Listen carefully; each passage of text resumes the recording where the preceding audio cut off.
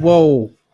Back to another Friday, man. Mando Friday. What's Season up? What's finale. up? What's going on, people? What's happening? Mando Friday. Mando Friday, man. And what a Friday it was. My Yeah, goodness. My goodness. We Man. got Maloney out here doing the Lord's work. Hey, right? Jesus Right? Christ himself is came. He's coming right there. Messiah out here doing God's plan.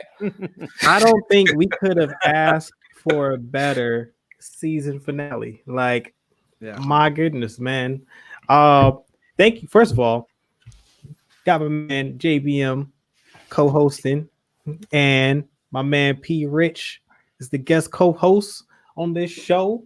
You know, we're gonna bring a live show. All three of us haven't been on the show. So this is a good way to end the season. Yeah. It's been a good season this year. I don't know how it was gonna, how it was gonna go at first. What's going on with Julian? He all right? I don't know, he's frozen. Anyways, while he gets that sorted out, hey man, let us know in the chat, man. 10 out of 10. Where do you not 10 out of 10, but on a scale of 1 to 10, where do you put this episode? We want to know. We want to hear from you. We'll start with you, P Rich. Where do you rank this episode? Oh man, this was, I think, a 20. I mean, I'm going 20, I'm going over the scale, man. I'll rank it at 100, actually, man. It just blew me away. Yeah. And I mean, like, I woke up this morning purposely. Usually I check Twitter and stuff in the morning, but I was like, I know people have already been up for 7 hours. They've already watched it. They watched it when it first dropped at 2 a.m., 3 a.m., whatever. And I was one of those people. Yeah. I had JBM get up at 3 o'clock. We watched that jaunt together. So we were definitely up watching that at 3 o'clock in the morning. And I was like, no way am I going to. There's no way I'm going to watch. I'm going to get on Twitter and look at spoiler. I said, as soon as I got up, I saw that you guys were in a Discord already. Like, oh my God, I can't believe they did that. And I turned off my phone and I said, and I was like, I am going straight to the living room. I turned it on and then I was blown away by it. And I was just like, now, one question was the planet that Bo-Katan and them landed on. It looked familiar to me. I thought I saw it in Rebels. Was that Lothal? No, it wasn't Lothal. I'm not sure what planet that was. As a matter of fact, I'd have to check and see what planet that is. That's what I meant to do. Yeah. Because initially I was like, did they go to Mandalore? But that wasn't Mandalore because it kind of looked like Mandalore just a tad bit. But the grass kind of threw me because I'm like, nah, it's a barren wasteland. Gotcha, I don't know. Maybe it was Dantooine. I don't know. Where they were. It was. They had some factories. That's what I was wondering because they just kind of held on that like wide establishing shot of it, and so I thought it was like a throwback to like Lothal, and I was like, oh my God, that's where Rebels were. Yeah, okay. It's got. I mean, it's a very classic Star Wars aesthetic to it. Yeah. Going to the comments. Daniel, what's good, man? Happy weekend, happy Friday, happy Mando Friday. Ranks this episode a 10 out of 10. My mom is in the chat. She gave it a 10. Yeah, mom's giving it a 10. And right on cue, we got my man JBM is back. I hope he's worked out. I guess he's worked out his camera issues. Yeah, I'm having all kind of issues, man. Anyway, hey, we're getting everybody's rank, man. What'd you rank? Where do you put this episode on a scale of 1 to 10? 10. P Rich gave it a 20. 20, yeah, I get a solid 10. I mean, we can go. We give him bonus points. If it's bonus points, it's up there. Yeah, we can give it 20. We can give it 30. We can give it 40. Hey man, 100 if we could. It's a solid 15 to 20 in my book, man. Listen. I think I have to give it. By the way, this is going to be a very spoiler heavy recap. So if you haven't seen the episode, please, and you don't want to be spoiled, I'm giving you the opportunity now. Cut this stream and come back later after you watch this episode. Mm-hmm. But for the fact that my man Luke Skywalker alone appeared, I gotta give it. That's an automatic 5 points, like right off the gate. Shit, but the episode itself is like a 10. So that's why I'm like, it's like it's a 15 at least. it's a 15, and I might give it some more bonus points, as we talk about it. But I definitely want to get into this episode. Let's extra credit. Let's because I got to tell you, I hadn't heard any type of rumor, and I'm deep into this universe on the rumor side of things, and I heard Ahsoka Tano like well before her episode. Even got some rumblings of or Rex or Boba or possibly both appearing.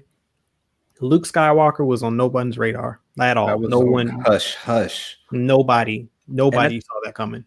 I think for that reason, I think COVID is to blame a little bit, because I feel like if it wasn't for COVID, I work in the film industry, so if it wasn't for COVID, it would have got leaked. I feel like, because we're in this delicate matter right now, people are like, you saw the whole Tom Cruise thing. People are like fighting for their jobs, the right to be on set because of COVID. The jobs are like very scarce. So you think it's that edge of like, keeping things quiet, keeping things quiet. Like, I mean, you got an NDA, you usually sign NDAs, but people always slipping up, taking little photos here and there, or whatever. But and then they release later after the project's done or whatever. But I think what stopped it the most was that, the NDAs plus COVID, just like if you mess up during COVID, you're not coming back when COVID's over with, done with. You know what I mean? When you're not coming back for all the sequel Star Wars, you're not coming back for any of the other projects if you let this go. You know what I mean? So I think that was kind of like, I think it was a little bit of a fear factor too on people's jobs, especially for no crew. And I'm surprised none of the castmates kind of slipped up. Like how we had some what was that, in Infinity War, where Mark Ruffalo kind of, the cast hasn't had to do press because of COVID, so that helps significantly. So exactly. Yeah, it's a big factor. Mm-hmm. Yeah, like there's been no press. I mean, Comic-Con was canceled, Star Wars Celebration was canceled, all the big events in the summer where it could have possibly gotten leaked were all canceled. And I mean, with the volume and everything, they can run a very skeletal ghost crew to shoot that type of project. So, I mean, the number of people that probably were present during the filming of that was probably minimal. Like, I mean, so, they probably knew it, and it was probably all Lucasfilm. There probably weren't too many like freelance people. It was probably all in-house, so they knew exactly who was responsible if something ever did get leaked about that particular. Yeah, that was a tight ship. Yeah. And I, also credit to them for not revealing anything in that back half of the season, like not because they could have easily put some of that stuff into the trailer. Yeah. The trailer they could have showed so much, but that was a great strategy to do the trailer like trailers used to be. The first two, it was like literally the first 3 episodes was the trailer, and that was it. It's like, oh my god. Yeah, like as the season early on began to progress, I realized like, so what, by the time we got to episode 3, I realized, I was like, we've seen like 3/4 of the entire trailer, and I'm like, I'm thinking that this next episode 4 is going to be on like Navarro, and sure enough, we were on Navarro, and I'm like, that was the only thing that we hadn't seen from the trailer. So I'm like, this second half of the season, I'm like, we have no idea what's going to happen, and I loved it. It was amazing. I mean, this season was by far the best Star Wars content we got in a really long time. I mean, even the first season of Mandalorian, I mean, it was good, but this season was amazing and great. I mean, like it was.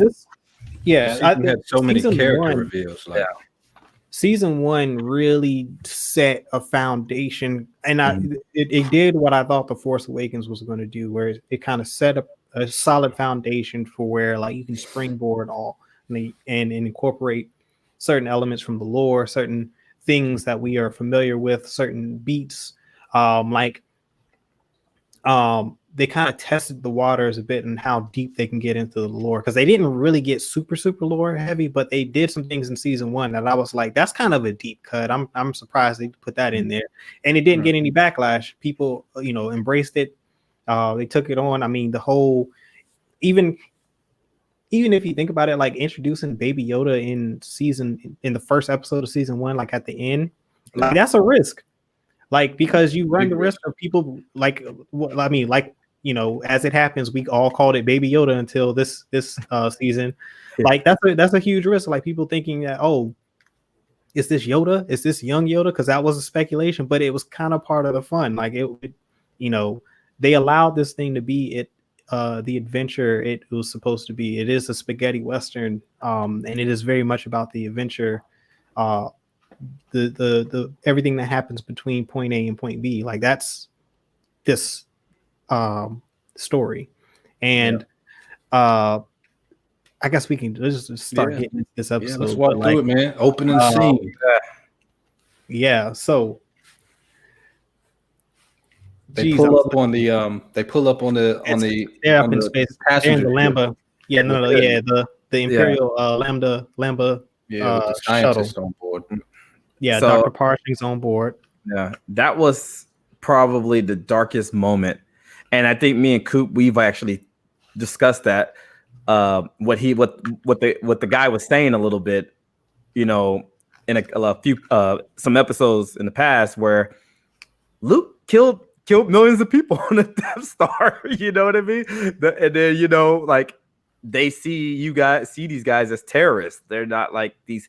And then everybody cheered like, yeah, but like their friends and family members were on the Death Star. That and Mandalorian has proven again that not all Imperial people who work for the Empire were bad people. What were they doing when they were blowing up planets when they were testing the Death Star? I mean, they just those people are just they're it's a job. Think about it. It's just like they're working like, hey, I'm getting paid money to work on this Death Star.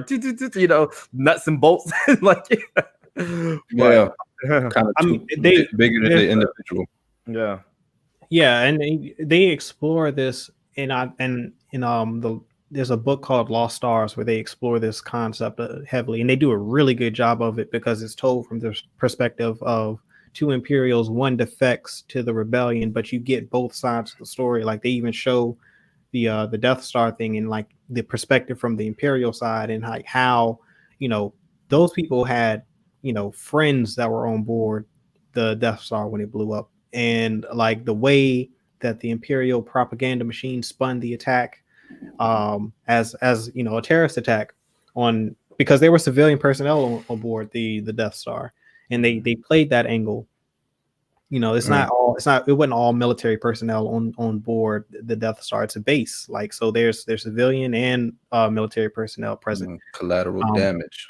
Yeah, so they use that, and they that's how they spun it, and I thought it was a brilliant job. I'm forgetting the author's name, but they did a really good job. If you haven't read Lost Stars, I highly recommend that book. It's a wonderful adventure that takes place prior to episode 4, leading all the way up to The Force Awakens. Yeah. Or actually, the Battle of Jakku is where it ends. Wow. It's a wonderful story, man. It's one of my favorite Star Wars stories within the Disney, under the Disney era. Okay, and so that's what that Imperial guy was getting at. Yeah, that's what they were, and it's a direct pull from that because they pull from that novel.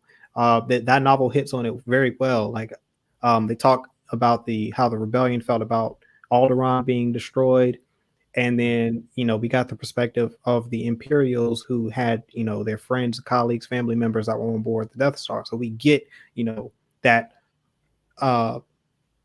It just humanizes the entire event. Like it's a sobering type of thing because it's like we don't think about it. We see, oh yeah, the good guys won, but hey, there were still those deaths mattered to someone, and it was kind of a cool way to do that. That performance too by that guy. I don't know I felt like I was watching the Joker. That's what I was gonna say. I felt like I was watching Heath Ledger for a second, where he was just like, "And let me just tell you one more thing." I was just like, he definitely channeled Heath Ledger. He channeled that. He said, "I got my 15 minutes of shine." Yeah, he's just like this right. Yeah, dude, and you felt it too. And I was just like, this guy is reminding me of Heath Ledger and the Joker right now. He's doing a good job. He's making me feel it. But man, when I saw that scene, it just felt very dark. Like it set a tone for the episode, but then the episode ended kind of in the lighthearted mode. I was just like, oh man, because that moment it felt like, oh man, this is going to be some dark stuff right here. Some bad stuff is about to go down, but nothing really happened. It wasn't like last season where we really felt the loss of some characters. You know what I mean? Some characters that we kind of enjoyed having around died last season. And in this one, there was really who died from last season aside from the robot? The caretaker. Yeah. Quill. Oh yeah, my man Quill. Yeah. And he was the quote of the season. Yeah. This is the way. Important. Well, I think this episode did something where it gave us some potential tension between our allies, like there with the Bo-Katan thing and the Darksaber and Din Djarin having won it in single combat. Traditionally, that is how you win the Darksaber and become ruler of Mandalore. It's alluded that Moff Gideon defeated Bo-Katan, and that's how he has claim over the Darksaber, and thus has claim over Mandalore. You know, Din beating Moff means he is the rightful ruler of Mandalore at this moment. He's the one that can unite the Mandalorians and rally them to his cause, which I believe is what season 3 is going to be about.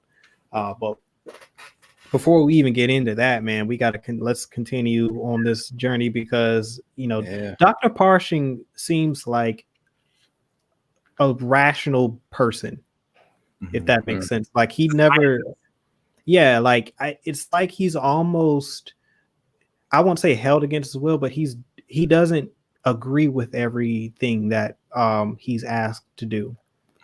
And he tries to find ways to kind of, you know, find the he's trying to find how to survive. Yeah, like he's trying to follow orders, but do so in a way that isn't as it's like the guy who created the Death Star, where he was just like, I'm doing it just to protect. He's got a conscious. Yeah, I'm gonna create a flaw that is easy to be destroyed, though. You know what I mean? Yeah. Well, I thought that was a good point too that they made in Rogue One. Was, I mean, he realized that, like, they're gonna make this thing regardless of whether or not I'm present. So as while I'm here and I have control of this project, I can do something good, which is, you know, put that fault in the Death Star. Like I thought that was a good angle to. I thought it was good on the writing of the movie to have that. Because I mean, that's the truth. Like he's not the only brilliant scientist in the galaxy, but he does realize that, you know, if I play this game the right way, I can spin this to my advantage. I think Parshing has sort of the same temperament about it. You know, because he's willing to help them. I don't think he wants to harm Baby Yoda. I think he's interested, or Grogu. I think he's interested in studying him from, like, it's just a scientific reason. I mean, that species is super rare, first of all. Like.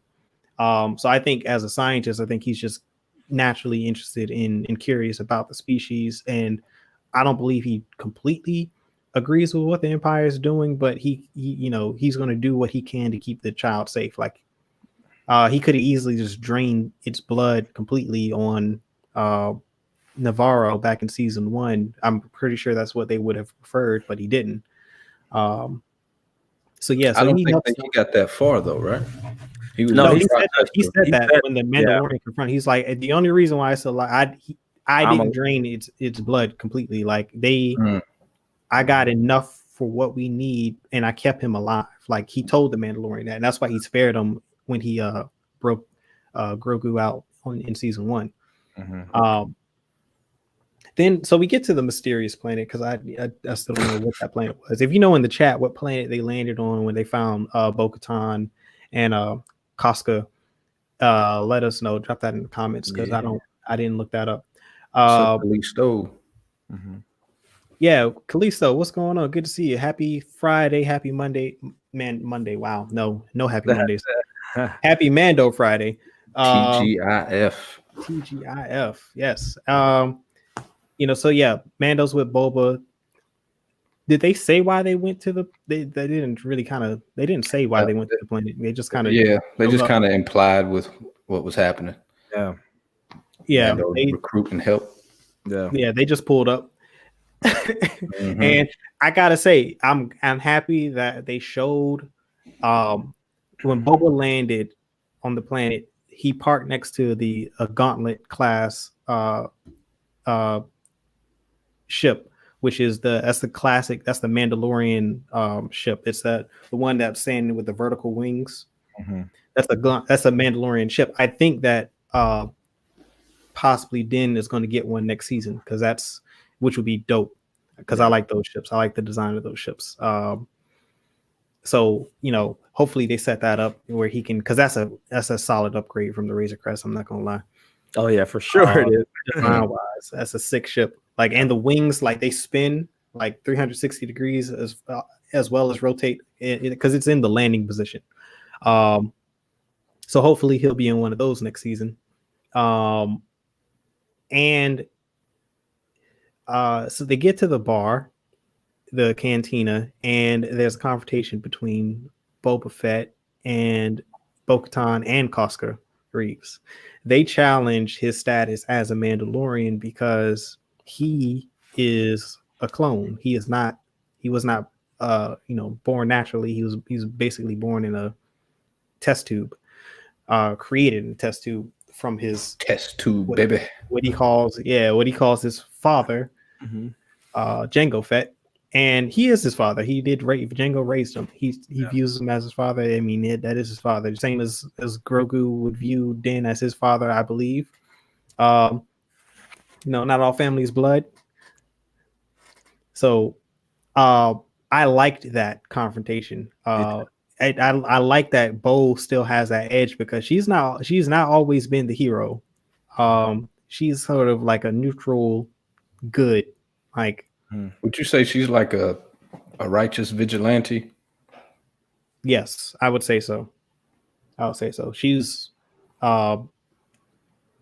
she has her beliefs, and she's going to stand behind whatever those are, and it doesn't matter who's on and roll over side. Whoever's in the way. Yeah. They're definitely talking some smack to each other, and I loved it. Every when he slammed her he just I was like, whoa. Yeah. And Sasha Banks, or Koska Reeves got to showcase some of her WWE wrestling skills, like the jetpack. That was some sick stuff she was pulling. I like how they use the jetpacks, man. I do too, yo. Like hand-to-hand combat I do too, man. That's sick. Yeah, when they be jetpack kicking people in the throat, I'm like, yeah, that's what I'm here. Sign me up. Yeah. Oh man. Yeah, man. So that was cool. And Boba, he didn't back down either. Like, he's got that edge that we so love about Boba Fett from Legends and from the comic books, because he's old age didn't slow him down at all. He's still on edge. And a little bit about the Mandalorian training too. I feel like there's a certain like attack pattern that they do. It's always like couple blaster shots, couple of this. They try to whip. Then it's just like they know everybody's move because they both did the flamethrower. It's like a trainings, you know what I mean? Because I was watching it too later in this episode when Din was fighting Moff, and it goes straight for the whip. It's like almost instinctive. Yeah. You know what I mean? Yeah. There's a certain cadence to how they fight in their martial style. Yeah. Similar to, I mean, even the Jedi do, because they have their 7 forms of lightsaber combat that they switch back for. I would imagine that they have similar type of. I mean, I would imagine they model it similar off of like jiu-jitsu, where they incorporate certain martial styles or at least on the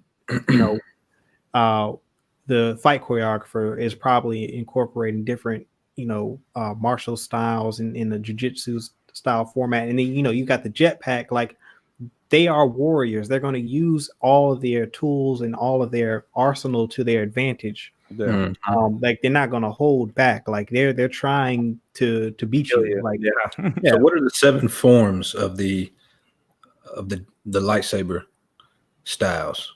You mentioned that there's 7 forms of them. Yeah, I don't remember the names offhand. But so forms 1 through 5 are basically what the Jedi use for the most part. They're 1 is kind of like a neutral, like it's kind of utilitarian, like it's what it's the basic form. It gives you your basic understanding of how to use a lightsaber. 2 is a little bit more. I think 4 is acrobatic. 2 I think is a little bit more aggressive than 1. 5 is a super offensive form. Anakin uses it a lot. Is that what he used against Vader when he beat him? Because it seems super offensive. No. And he's talking about when Anakin probably like the scene where he's fighting Dooku. You know what I mean? Where he's Anakin's always using Form 5, and then when he goes into Form 3 is a more defensive style. It's for deflecting blaster bolts. So they alternate between 3 and another form that's more for fencing. Like 4 and 5 are like the fencing forms, like they're for lightsaber combat. No, they have their own names too. Yeah, it's Ataru, Sureshu. Taru is Form 4. That's Yoda uses Form 4 a lot. It's that acrobatic one, like where they do a lot of flips and what have you. You got Shicho, Makashi. So I'm probably torturing these names. Surizu, Ataru, Shin, Niman, and Juyo. Yeah, and Form 7 is Vapad, which is that's the Sith form. Yeah, Juyo Vapad. Mace Windu mastered all 7 forms, including Vapad, and he used that a lot. Fucking love Mace Windu. That's why they need to bring him back. So yeah, that's kind of I would like them to. Oh, I'll get into that because there's a way that they can incorporate those 7 forms. And I have an idea, and I think that's something they kind of set up in this episode. But so they devised a plan to infiltrate the Arquitens class battlecruiser that Moff Gideon is in command of. This is pretty good. It's a pretty good plan. Boba Fett in pursuit of the Lamba, and he is really selling this because those shots are passing super close to the hole. Like I would have bought it. You know what I'm saying? Like I noticed how close all those laser bolts were getting to hitting the hole of that Lambda class shuttle.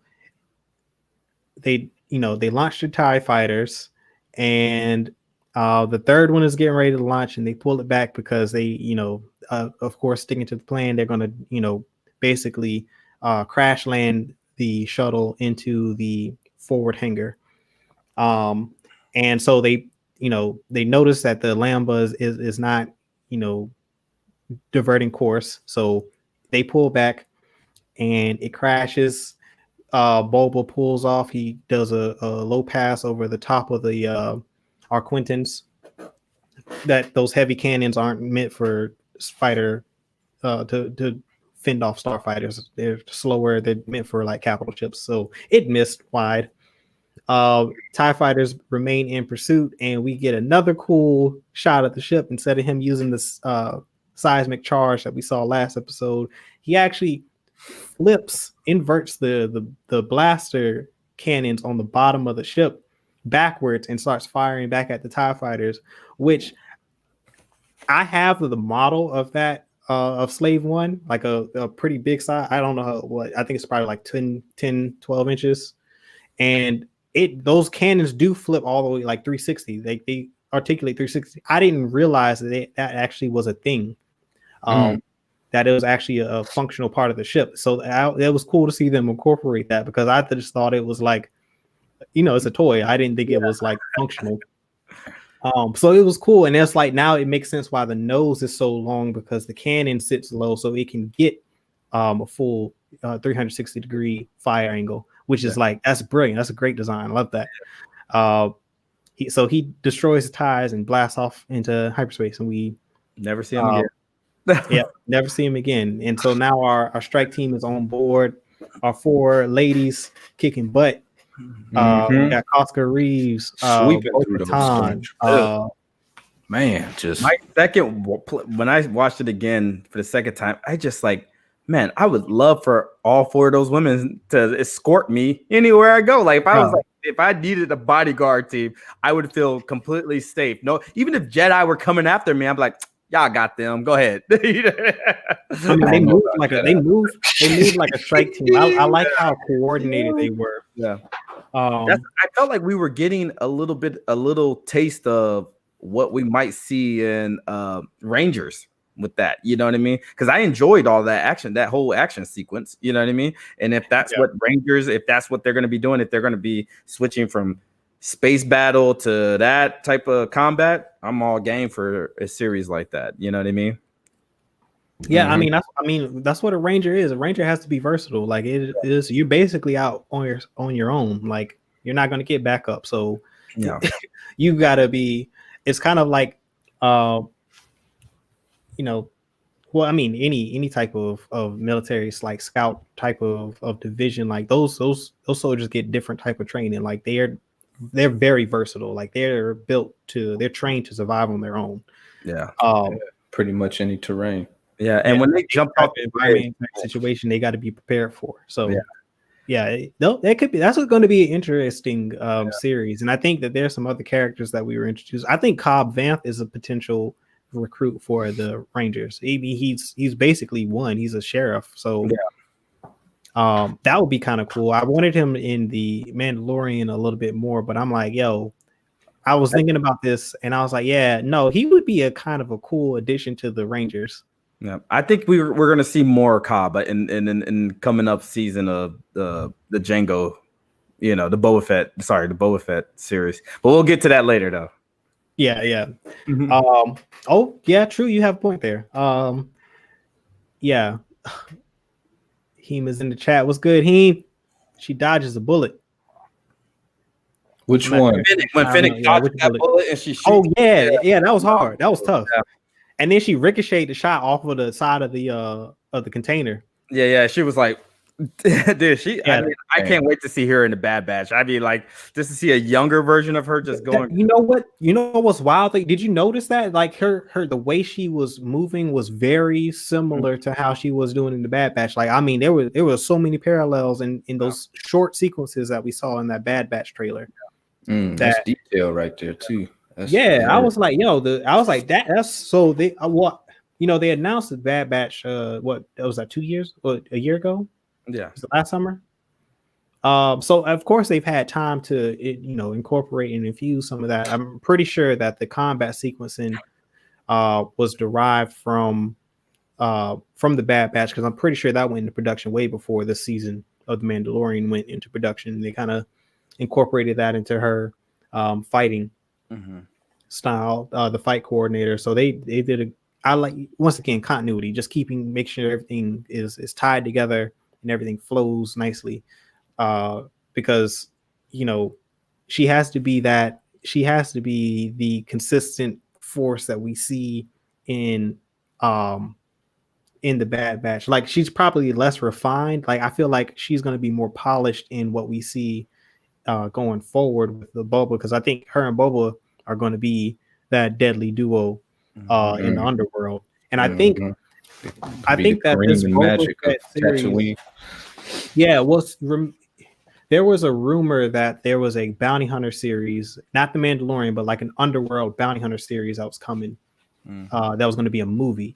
I think that this is what it has become. I believe it's now a TV show. I think that's what they just announced. Like, because Boba Fett was rumored to appear in this series, along with another host of bounty hunters, and it was going to be like a super underworld, super like crime,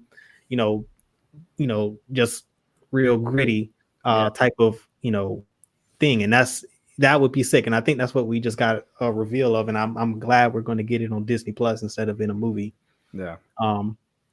Trev, what's going on? Rotoscoping, yeah, that's what it's called for the blaster on the Slave One. Yeah, for Slave One. Bad Batch was announced after Clone Wars. Yeah. Did the Clone Wars was this year? Season 7? Did that came out this year? Yeah, that seemed like that was ages ago, man. Yeah. Goodness gracious, that's wild. So now they've got their plan. They know they've got the Death Troopers on board. Din's job is to go and deactivate them, make sure that they can't engage Bo-Katan and her team as they make their way to the bridge to capture and confront Moff Gideon. That does not go according to plan. Moff Gideon gets the Dark Troopers activated before Din can get there. He is able to close the door before the lot of them can escape, but one gets through. And goodness gracious, did we not get to see? Dark Trooper puts in some work, dude. I thought it was over. I was like, it was like the Terminator. Really, it was just straight Terminator. We were sitting there watching it like, yo, they are a problem. I was like, yo, are they made of Beskar? Because they were absorbing like the blaster hits. Like he was having a tough time. Like penetrating the outer armor with his Beskar spear, and I was like, yo, these might be plated with Beskar for real. Yeah. I mean, it makes sense if they probably not fully Beskar, but they might have like a mixture blend of metals because I think it's an alloy. Yeah. Because I mean, like they paid them in Beskar in season 1, so I mean, obviously the Empire has that on hand. You know what I mean?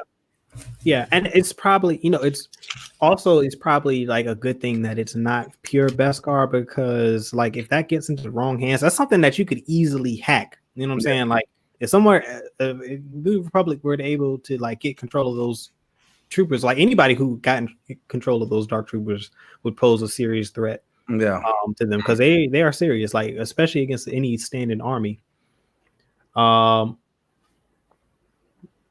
Coop Daddy Yoda. Yeah. What's going on? Wow. Oh wow, Happy Luke Friday. Was fighting the Dark Troopers. I definitely the music for sure. Terminator vibes when he was slamming his head into the wall, punching his head into the wall. It brought me back to when T2 when he was getting his head slammed in the wall with the iron working. Device. Yeah, whatever. I thought for a second I was just like, oh, there's no way. Like it felt like I was predicting Din's movie, so his moves. So I thought that he was gonna just do like a head thing and dodge that first punch. But once I saw that contact and it kept doing, I was like, oh man, how he gonna get out of this? He dead. He dead. I was like, he is dead. I was waiting for that helmet to crack. I was like, too. I thought we were gonna have a Spider-Man moment where we get like half his like you get Tobey Maguire, half the eye popping out type of thing. You're gonna get that moment, but I don't know. They were whooping his boba ass. Oh my god, that's great, yo. The music though to Rev was definitely intense, and I could hear Terminator. Oh, the music was sick, man. It was straight up dubstep, like when they started activating, like.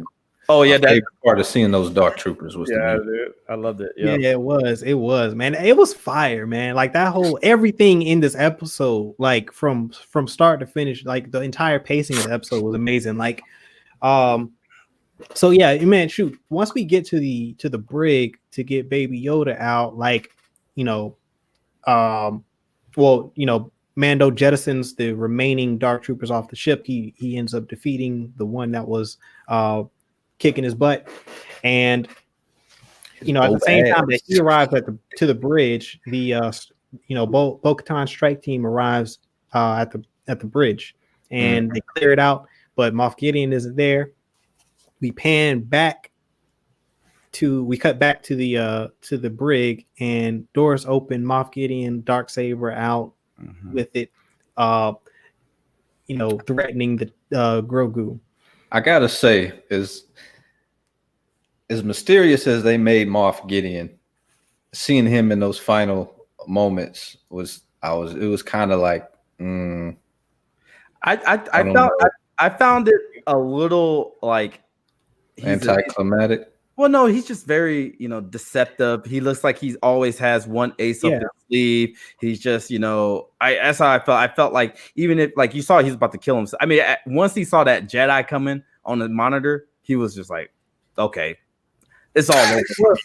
Like, I think to his credit, I think most people would be like that. Like, I mean, who in that room was willing to stand up against a Jedi? Yeah, like, well, and that was the thing, though. It's like even with his Darksaber, I felt like he, even if he did have it, he thought he had everything under control. He was just but I mean, he's ISB, like and he's an officer, like he's not going to be on the front lines. Like his whole thing is to get situation under control. Like his thing is to be a couple steps ahead of his opponent. Yeah. And he was, but if he doesn't have that, few step advantage, he's at a disadvantage because he's not a combatant. Yeah. Like he has combat training, as we saw, but he's not like. I mean, I didn't get any inclination he had combat training. It just looked like he was swinging the sword, hoping he could hit something. Like, he was how was he? He's got that Beskar. Like, yeah, I want to know how he got that dark saber because he couldn't afford a fair fight. Yeah, he had to trick someone. He had to do the same thing that he just did to Den, where he was like, he was just like, go ahead and take him. All right, I ain't gonna go ahead. You just do whatever you want to do. I don't care. All I want to do is relax and drink coffee. And he goes to pick up the baby Grogu, and then like next thing you know, he's just swinging him in the back, and I'm just like, this month. Yeah, I mean the way they showed him at the end of season 1 and how they showed him throughout the season, I was like, he knows how to wield that darksaber. Yeah, I was expecting like a good sword fight between the two, but yeah, it was just that was my only thing. Well, and then I thought he held his own, especially once Den pulled out the spear, because like I mean that's fighting sword versus spear. You'd have to have some sort of combat training in order to know how to keep your distance from those attacks, because he was able to block a lot of those deceptive parries that Den was throwing. Like when he blocked down and then kicked the spear up. Yeah, that kick. Yeah, and he blocked it. Like he saw that coming. So I knew he's got some combat training. He's old though. Like dude's got to be like 65. I thought he did a pretty good job for someone his age against a much younger opponent. Yeah. I don't think he's a sword master, but like he definitely can hold his own. I was like, man. Yeah, I mean, like at that point, they're both fighting on the same level, because I mean, like that boy had to have a concussion. He got his head rocked. Yeah. If that was me, I would have been like, it's just like, man. I mean, like the dude had to have a concussion. He got hit like 100 times in the head, and he certainly lasted a lot longer than almost every single one of Den's opponents has. Yeah, in a one-on-one situation. Is this? I mean, I think the only thing that like really challenged him was that Mudhorn. In season 1, like that's the closest I seen to him coming to death. Like, and then they had that big battle in season finale last season. So that, but he had his entire platoon ready, and I think he was also anticipating having those dark troopers at his disposal, as well. Yeah. Is the jetpack made out of Beskar too? Because I wasn't sure if he had hit him in the jetpack or he had hit him on the actual spear. Head in the jetpack. Yep. Yeah. Okay. Yeah. So all that happened. So he ends up disarming Moff Gideon, and he apprehends him. He takes the Darksaber, and he has no idea what he's done. He has no idea the gravity of the situation. And I also believe that Moff Gideon chose to fight Din in that moment because he knew that Bo-Katan was on the bridge, and he decided to rob her of that moment and put them against each other. Yeah, petty level. And I was screaming at the top of my lungs. I had to pause it the first time. I was like, yeah, because I was like, yeah, kill him. I was like, don't leave him alive. He's gonna talk too much. I was like screaming like, even still, even if he does do that, like then that mean that he knew. I think Moff realized that he was in a no-win scenario, but his last act, if you will, would be to pit Din versus Bo. Yeah, and put them in that type of a bind. And I thought that was strategically sound. Like, I think I wouldn't be surprised to let go of that pride and just take that sword. Nah, that not Bo-Katan. No, I don't see that. I think there will be a confrontation next season. Like the same way he revealed his face to the baby Yoda, to Grogu, she needs to let go in the same manner. But it's not her. It's the Mandalorians and the people. And it's like they know. They don't need to know what happened on the ship. Just say she fought him and won. Yeah, they know. How they know? I mean, Oscar. How they gonna know? No, because probably my thing is I think I can't even see. I can't say that because that's spoilers for Rebels. But I do have a theory as to why that would be the case. Because of how she got the Darksaber in the first place, and I think that alone would make her hesitant as far as how she acquired the saber on the second go around. Oh, so okay, I won't go into that. Yeah, spoilers. Yeah, so there's some, and I can't elaborate on that without spoiling Rebels. What did Trev right down here? He got some stuff. What did he say? He said first time you get it, you can get handed. It's fine. Yeah, I don't know. I always thought you had to it was just a common thing to challenge somebody whoever held it to take the throne. But I mean, we've seen that, and then we've also seen the handoff. So who did a handoff? Was this in Rebel stuff? Okay, Rebels. Hey, it's Rebels. So I think I know who gets it. So I can't really elaborate on that because this is huge part of it's a significant part of the plot in Rebels. Gotta get on that Rebels, man. I'm at the end of season 1 right now, so I got 1 or 2 episodes left. So I believe it is implied, Trev, that Pre Vizsla gets it, he inherits it. That is his ancestor's weapon. Tar Vizsla is the one who forged it. I believe that it has stayed in the Vizsla line up until that point. I also believe that his father was probably the one who wielded it prior to Pre Vizsla during the Mandalorian Civil Wars, and he just inherited it after they were defeated by the pacifists. I hope they dive into that Mandalorian Civil War a little bit too, in some form. Yeah, well, and inheritance is probably looked at a little differently than a handoff. I think it's it's passing from one generation to the next is one thing, but simply giving it to someone else could be seen as something different. They may not see that person as worthy of being the true ruler of Mandalore, but if someone who was wielding it had an heir and that heir inherited it, I think that the people of Mandalore may view that a little bit differently and see him or that person, him or her, that person as the rightful ruler of Mandalore because of their lineage. Yes. So the Darksaber in Mandalorian culture is basically Excalibur. He who wields the sword is ruler of Mandalore. So it echoes that same Arthurian storyline, which is why it's such an interesting aspect and why I was so excited for it being incorporated in last season. That was the big deep lore thing. When I saw that last season, I was like, oh, they're going to go places because if they're incorporating the Darksaber into this, and that's how they end the season. I'm like, this is all a setup. And this next season, season 2, they are going to have a lot more, lore dives, which is exactly what happened. They just had to kind of sort of ease people into it, see how receptive people would be for this unknown character, a Mandalorian lone gunsman, bounty hunter going on this adventure, and people bought into it. And so now that, gives them the right to go a little deeper into the lore. And that's exactly what they did in this season. So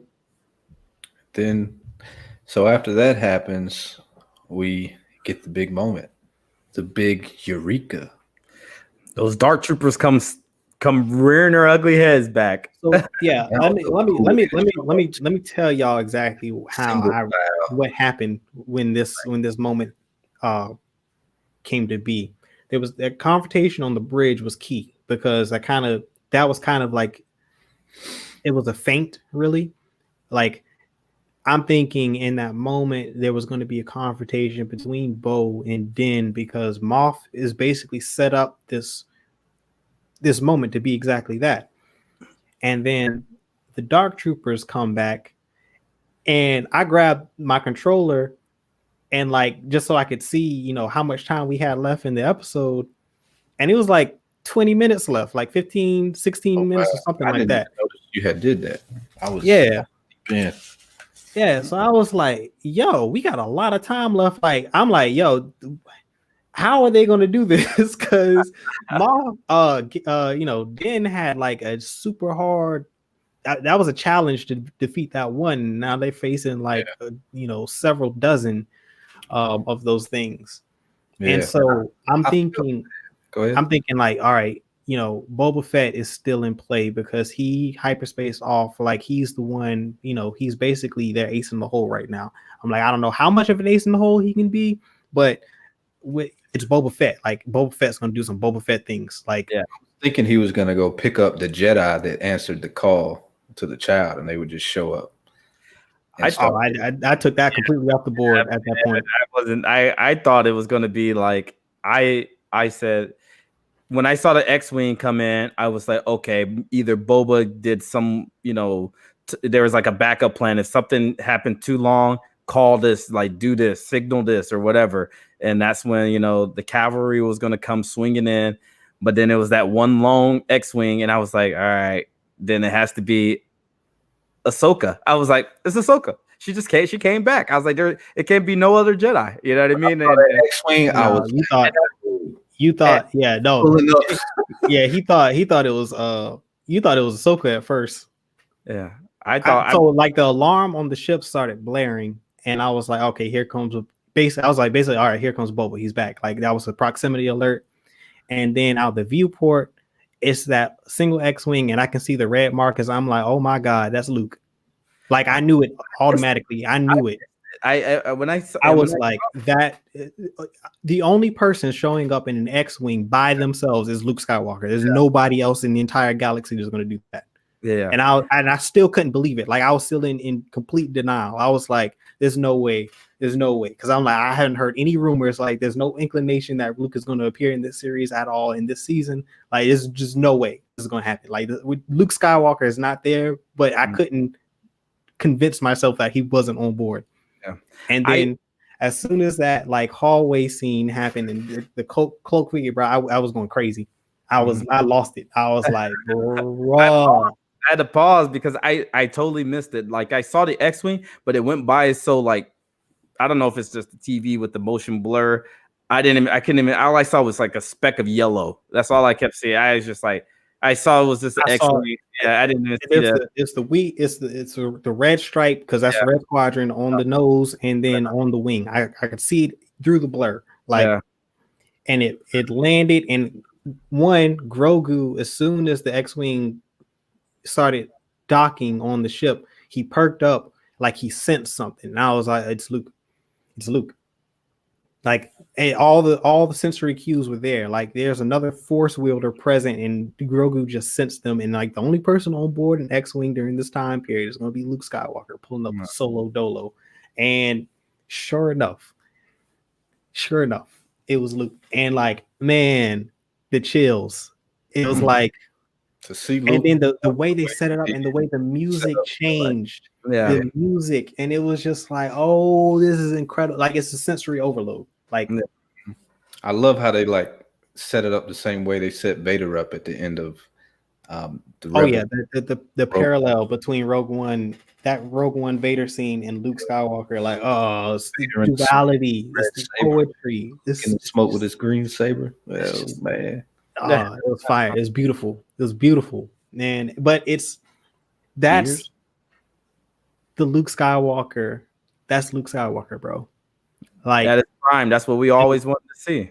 It was oh man, like that's the Luke that I remember. That's the Luke that became the legendary Jedi at the end of Return of the Jedi. Like that's the Luke who stood between his father and the Emperor and tossed his saber to the side willing to accept death over falling to the dark side. Like him understanding that he's not going to, he sees the trap that's laid before him. He sees that if, he takes this action, then the Emperor is going to win, and he'd rather die than let the Emperor win. Like, that's the dude.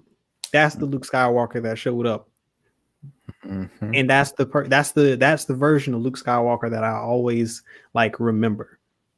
Yeah. That's the version of Luke that is that character. That's the legend. Like, that's the hero. That's the person that we all, fell in love with. Like, he's the one who was the example of what a Jedi should be. The true knight. That was the first example. Like, we saw, Obi-Wan and we saw Yoda in their elder years, more as mentors and, teachers, and trying to guide Luke to become this legendary warrior that he ended up inevitably becoming. And it's just like, it was beautiful. You know what I'm saying? Like, we've seen it in the Thrawn trilogy, in the Yuzong Vong. Like, we've seen this dude be that guy that just showed up on this ship and wreaked havoc. Like, you've seen him. No. Yeah. Yeah, like Luke in the Thrawn, like this was Luke in the Thrawn trilogy. Like, this was Luke during the Yuzong Vong. This is Luke Skywalker, Grandmaster Luke Skywalker, that rebuilt the Jedi Order. And had a myriad of apprentices. Like, he's the chosen one. Like, not Anakin, but like, he was the one that is going to set the galaxy right, like, and repair everything that was done by the Emperor. That's the Luke Skywalker that we, for whatever reason, we were robbed of in The Last Jedi. Yeah. Oh man. You know what I'm saying? Like, man.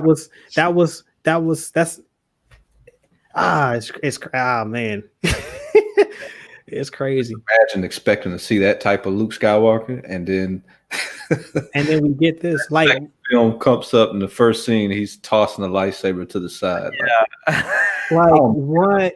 Yeah, when I like, saw understand, like, during the time period of The Last Jedi, Luke was basically Yoda 2.0. Like, he was that wise old master of the Jedi Order. Like, he was the one. And to get the grumpy old, I'm gonna throw my father's lightsaber off the side of a cliff. What, like, who is this person? Yeah. Like, who is this person? Like, the person that refused to accept that his father was purely evil, even though he had all of the, like, everything's, that he knew was contradictory to that. Like, everything during, A New Hope and Empire Strikes Back proved that this dude was like just a pure evil tyrant. He refused to accept that.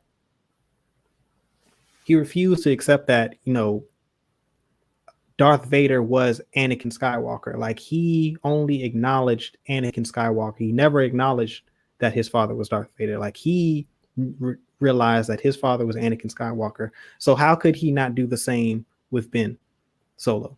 Yeah. Who hadn't even turned to the dark side. He just had dark temptations. Like, every Jedi is going to be tempted by the dark side, and your response is that you're going to kill him. Like, where did that come from? Mm-hmm. You refused to kill your own. You had ample. He had ample opportunity to kill Darth Vader, and he chose not to because he's the Jedi. Vader created did like atrocities. You know what I mean? Little bit didn't do anything yet. You know what I mean? Yeah. Like who? Like, that scene it's not the best. Like, I don't think it's probably not the best lightsaber scene in the world, but with the fight on the bridge of the Death Star in Return of the Jedi, when he actually bests Vader, cuts his hand off, the mechanical hand, and the Emperor starts laughing in the background, and Yeah, and then he looks at his hand, his mechanical hand that was cut off, and he realizes that he is going down the same path of his father. He's making the same mistakes that his father did. This is how his father became Vader. And instead of like, you know, submitting to his emotions, he gathered himself and he confronted the Emperor and said, "Never, I'll never do." And he tosses his lightsaber to the side. Had to trust his instincts. Listen to him. Right. Dude would rather like he'd rather accept death than to fall to the dark side. Like that. Like no, I refuse to accept that person became that thing in The Last Jedi. Like that's not the same person. That's it, it is so funny. Just to bring it back, every time Palpatine's on the screen, I just love it. Go back to Revenge of the Sith, where Anakin's about to kill Dooku, and the look on Dooku's face where he's like, kill him now. Looks Dooku's dead in the eyes, and Dooku's like, what is just like, I just love Palpatine. So be it. Oh man, great villain, man. Yeah, I love Palpatine. Yeah. So be it, Jedi. Oh man, yeah. Maybe they will reveal Luke in Episode 8 was a clone bad copy. Oh God, I don't. Oh, so I was telling Coop, P-Rich, they need to have like some type of like extinction level force event where there's a rift in the universe and it just does away with the new sequels. We can start off back from Episode 6. Yeah. That's a great point, Calusa. Like there was a reason. Like he was refusing that temptation of the dark side. Like he's deciding to remain true to the path of light when he tossed the saber in Episode 6 versus in 8 when he just it was completely dismissive. Like it's not that character. Like there's a difference in a good example of it is Tony Stark in Endgame, right? Mm-hmm. He has a complete change of character, but he's still true to who Tony Stark is at his core. Like he has, in his acceptance of the events of Infinity War, he has chosen to be a father basically and raise his family and just to move on and live with the consequences of their failure. That's a different thing than just completely rejecting reality and deciding I'm going to go to this rock and die alone. Like what? And drink blue milk or whatever that crap was. oh man, I forgot all about that. Yeah, like it's just it's a bunch of stupid stuff. Like it's like, why would you? And like I got to bring this up because I don't know if anybody's watched Theory's live stream when he did a live stream while he was watching the episode. Was it Watch Party? Star Wars Theory. Star Wars Theory is the most popular Star Wars YouTube channel on YouTube, but it's not even close. Like he's the man. But he's had a lot happen in his childhood, and he's Star Wars has been basically his rock, his foundation has gotten him through a lot of things. Like he was, and these are things that he's talked about on his channel. Like he was diagnosed with cancer at a young age. He was in and out of hospitals.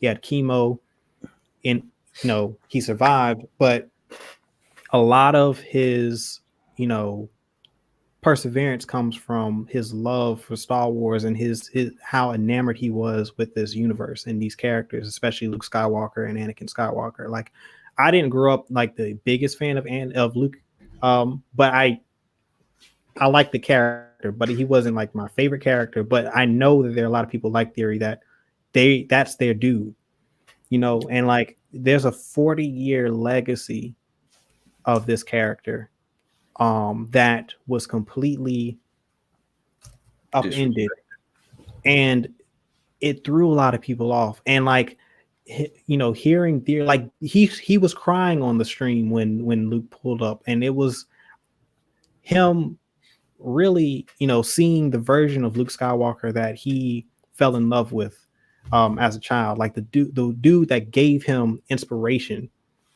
and the dude that helped, his story helped him push through, his cancer diagnosis and his treatments. And he said, like, when he didn't have the strength, like, he would just remember, the stories of Luke Skywalker, and that would get him through his day. That's like powerful. Yeah, I mean, that's the power of fiction. So why would you want to tarnish? Like, you don't respect the value of the character and what it means to people all around the world, because Theory is not the only person that feels that way. Theory is not the only person that has that level of love and attachment to this character. And like, the fact that you wouldn't respect that is like mind blowing to me. Like, because you as a creator and as a content creator, as a storyteller, should understand that and should respect that.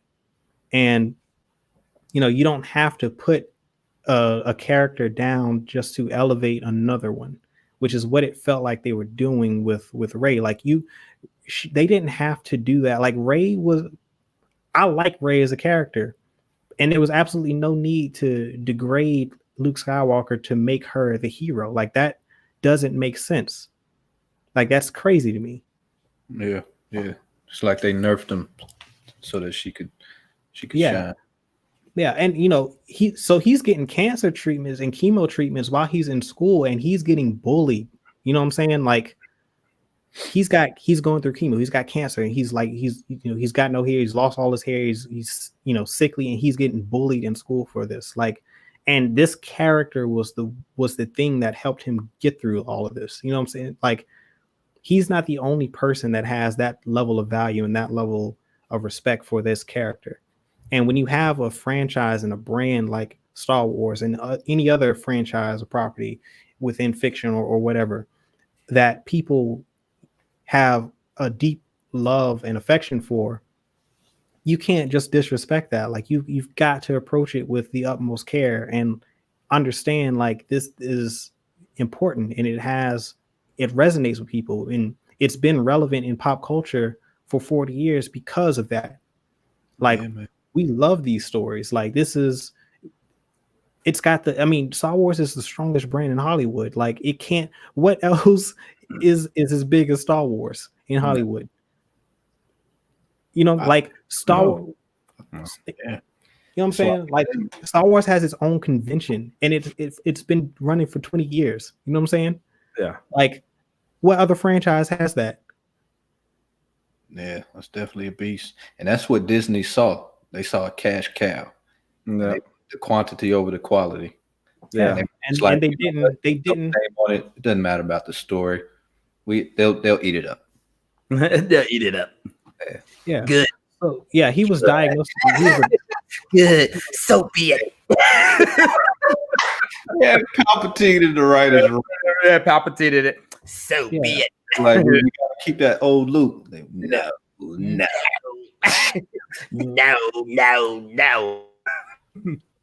Oh man.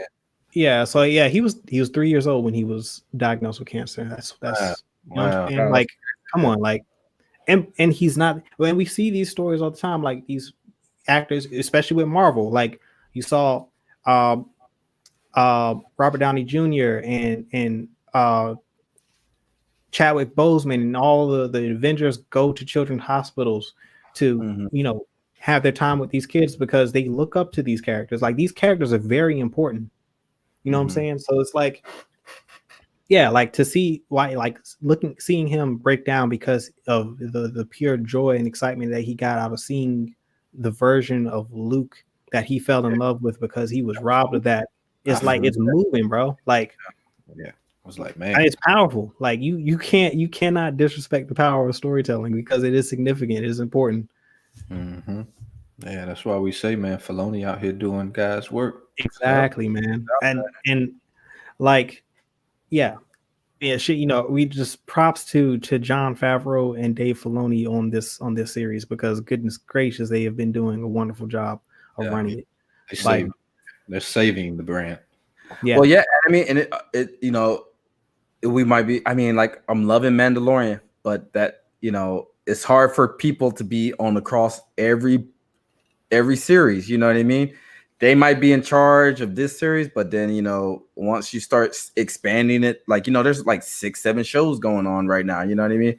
Yeah. So it's like it gets hard over the course, and so I just hope that that they're consulting like each other, and like not just like, oh well, we have this team in the writers room doing this show and you know what I mean, and it's just being left up. And I hope they keep the integrity strong throughout.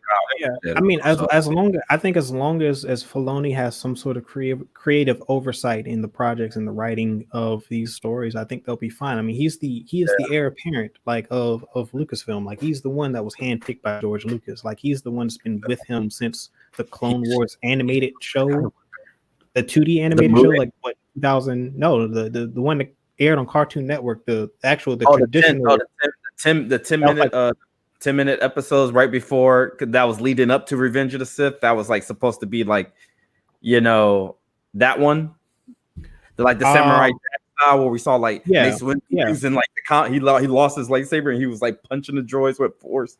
That was badass. I love that. That was my favorite. Yeah, 2003. So like that was he's been with Lucasfilm that long. He was handpicked by George Lucas to be his successor. Yeah, like. That's the dude who needs to be the creative head over there and running. Yeah. And as you can see with what he's done with the Clone Wars, season 7, those last 4 episodes was a movie. Yeah.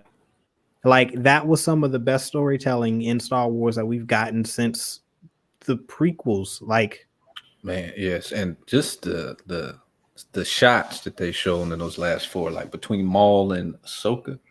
Oh yeah, the cinematography, like I mean, just everything about it, like the Phantom Apprentice, like like it's like a triple on time drill. You know what I'm saying? Like what he's talking about? It's a reference to Anakin.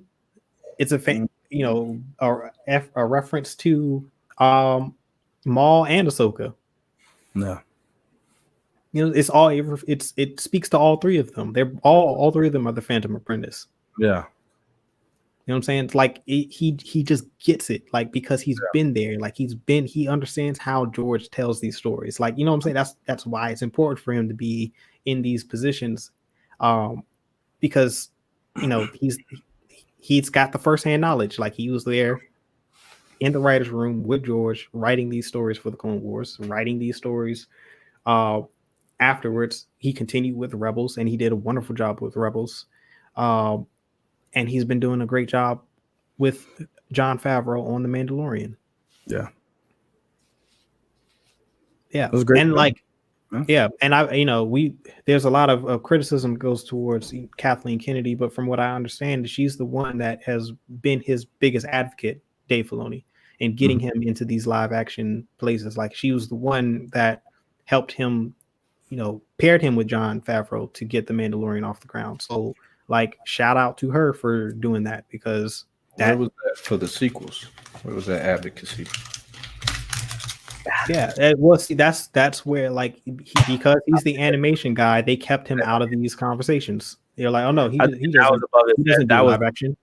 Yeah, I think that was too. It was so early on too, before they even started thinking about like their own streaming service too. And this was like probably when did they acquire Disney? The Star Wars, like 2014 or 15 or something like that. 2012, 13. They were already making. And so at that point they were only. It was 2012, and then Force Awakens came out in 15. Yeah. So they were already just thinking about give us the cash cow money, the movies, like give us that Avengers level, movie, so we can make that, they just want that milestone of like $1 billion. Oh my God, it made $1 billion. Oh my God, it made $1.2 billion in the theater. Oh my God, you know what I mean? And that's what they were looking for. They didn't give two craps about, the whole like what the story was. And Bob Iger admits that he made that mistake with because Michael Arndt was the one who was hired initially to write the Force Awakens, and he backed out of the project because he asked for more time to develop the story, because he said that they needed time to understand the full breadth of the Star Wars universe and everything that's going on, because there was a lot of lore that was developed and a lot of content that came out that takes place between episode 6 and episode 7. Like, that's a 40-year gap, but like in Legends and in the lore, we had filled in that time period with a lot of content. You got the Thrawn trilogy takes place during that time period. Dark Empire takes place during that time period. The Vong Wars takes place during that time period.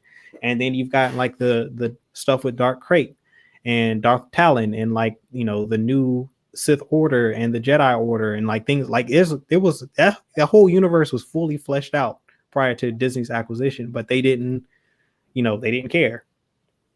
And they also decided not to use George Lucas' treatment.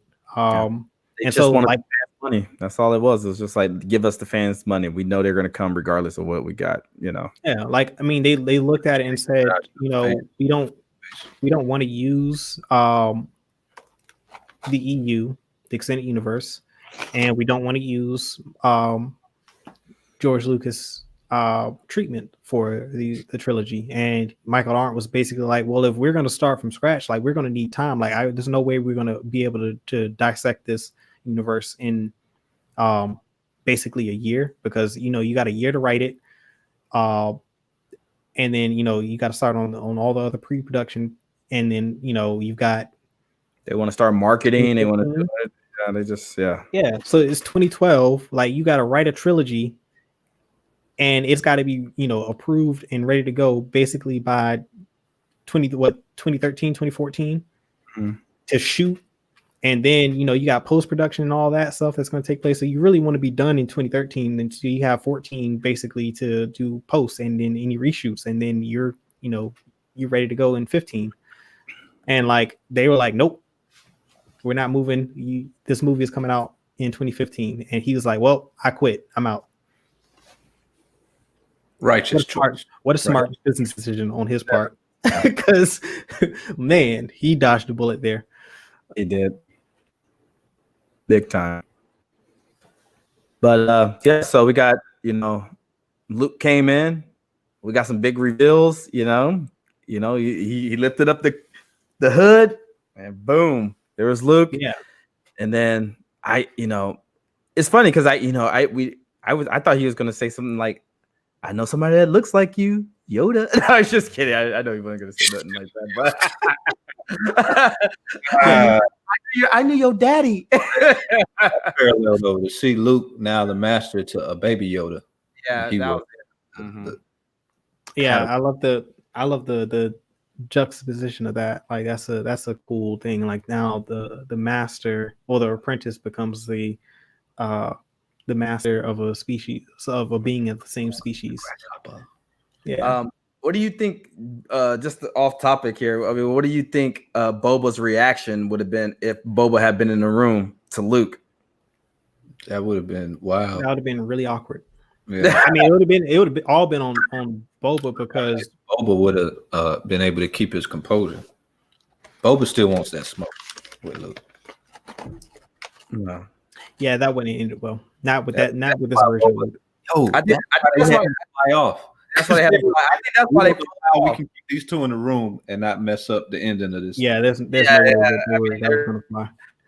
I mean, that's the biggest thing for me, is just that, like, you know, that I was like, why is Boba leaving? I was like, he would be a great asset to them taking over this ship. You know what I mean? They just had him just right off. You would think after they took the ship, Boba would just come on and, like, you know, they control the thing. But I was thinking he was going to be like their exit plan. Yeah, I think that was the plan. I think once they secured the bridge and had Moff Gideon in custody, they would call Boba to come for extraction. Yeah, but yeah, I think that it would have been very awkward to see Luke and Boba go at it right there. He would have been like, "That's the guy," just start going to town. Boba would have been round two, baby. Yeah, Boba wouldn't have survived that at all. It wouldn't. That probably wouldn't even been close. Not with that version of Luke Skywalker. Like, this is prime Luke Skywalker. Like, not that version of Jedi. Also, this is Jedi Master. Yeah. Nah, this is Jedi Master Luke Skywalker. Like, nah. I mean, that's what I'm saying. Like, not this version of Boba. This Boba would have. He's a little slow. You know, he's just like yeah. Boba's a little bit past his prime. He can take on. I mean, don't get twisted. He can take on like any non-Force user. And he's definitely not going to take on a Jedi Master though. Yeah, for sure. Yeah. Mm-hmm. But then we get to our final full circle moment between the Mandalorian and the child. Yeah. I love that too, you know, because it echoes the scene in Return of the Jedi when Vader takes off the helmet to look at Luke with his own eyes. And it echoes that scene exactly. Like, you know, he then commits to taking his helmet off to have one final look at his son, and before he sends him on his way to train with Luke. And it was a beautiful scene, man. That was a really emotional scene. Like he had teared up, man. He did a great job. Pedro Pascal acting. Yeah. So do you think? So I mean, does he? You know, now that he's taken off the helmet, everybody's seen his face now. He's done with that Creed. That's what I mean. Like, is he done with that? Like, are we just gonna see him like every other Mandalorian now, where he just all comes off, you know, when he's sitting down drinking? He Boba, no, not Boba. He Bo-Katan and Casca and what's the other one? Trapper Wolf. I don't know why he wasn't present, but I mean, they're all going to go off. So he's going to learn this different way of living the life of Mandalorian with them, which is going to be really cool. And I think they're all going to be on the gauntlet because I'm pretty sure that's Bo-Katan's that we saw on that other planet. I'm thinking that what we didn't see off camera was they call Boba to come pick him up. They get dropped off. Bo-Katan, the Mando, Casca get dropped off at the planet where they picked them up at, and he and Fennec Shan head to Tatooine, and that's where we get that end credit scene. Did everybody see the end credit scene? Axe Wolves. Thanks, Trev. It's Axe. Jules Trapper Wolf. Isn't that's a character too? That's another character. Where did I get that from? Is that from Clone Wars? Or is that no, that's Dave Filoni's character. Sorry. Yeah. That's his X-Wing pilot. His name is Trapper. I was about to say, he loves those wolves are his favorite animal, if you didn't know, Dave Filoni. He loves wolves. He loves wolves. Fun fact about the Messiah. Yeah. So we're at Jabba's palace, man. That last scene, man. You know, we're back on Tatooine, and we're get a little bit of action on Jabba's palace. Yeah, so talking about closing loops, like that was definitely a closed loop right there. Him returning. I sort of expect that. Like, I would have thought Boba was over that, and he just kind of left that behind him. But no, he was looking. They set that up in that bar scene because he has no interest in being a true Mandalorian. Like that is he's not living like that. Yeah, he would already tried to go back to Jabba's palace or whatever. Yeah, he's feeling himself now. He's like he got his armor back. He got his groove back. Yeah. Boba got his groove back. He got his armor back. He's taking out some Imperials. He's completely free. Because here's the thing with Boba now, right? Like the Empire seemed to be one of his main employers. They're gone. He's free from that bondage, if you will. Not Boba, but Jabba is dead. And he's going up to tie up that loose end because like any ties back to the Hutt cartel are now terminated. And I am now the ruler of the underworld. Yeah. And that's good. And I thought that was a fitting place for him too, because I mean, like it echoes that Darth Maul type of, we got a little bit of a glimpse of that in Solo, where you see Maul as that kind of this underground, crime boss, So I should play that just to see that scene because I never made it through all of Solo. Oh, okay. Daniel, yeah, R2. We forgot about R2. So did y'all? Bro, listen. They did my man R2 dirty in the entire sequel trilogy, bro. Like R2 is like one of the most significant characters in the entire Star Wars universe. He's sixth man. He's sixth man of the year every year. Every year. Like, think about this. Like, he saved if the that Star Cruiser that they're all on in episode 1, if he doesn't repair that shield, they're all gone. Everybody's on board that ship. Obi-Wan's on board that ship. Qui-Gon, Padme, Anakin, everybody is on that ship.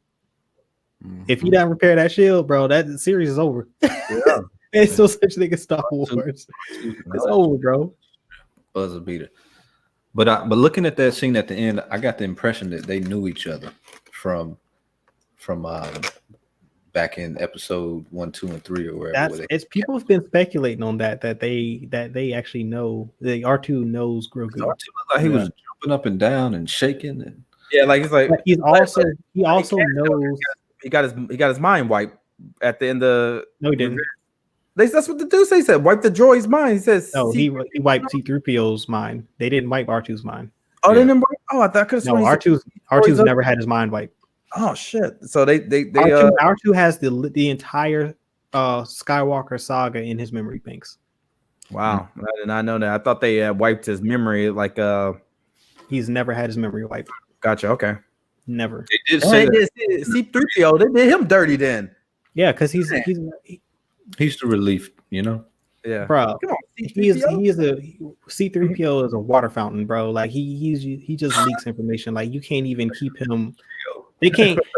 Like, he has no it's situational awareness. No, but Anakin created him. Yeah, to be basically his mom's. He's embedded with the Force. He's not embedded with Force. R2 is the dude. R2 is basically like.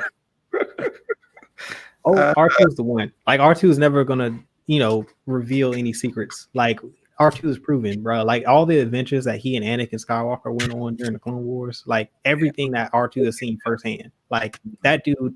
R2 is the GOAT. Protocol droid, C-3PO. Yeah, no, you can't risk him having that information because he would have been told somebody. He can't keep his mouth shut. C-3PO, man, come on, dog. Yeah, man. See, like R2's got military. R2's got military training. Yeah, right. You said what? That is true. I guess C-3PO and he was created to help clean the house and stuff. Yeah. Oh, yeah. C-3PO. I mean, well, you saw C-3PO. He had some combat training. Episode 2. He got his head popped off on the droid, and he was going around killing Jedi. Die, Jedi scum! You remember that part?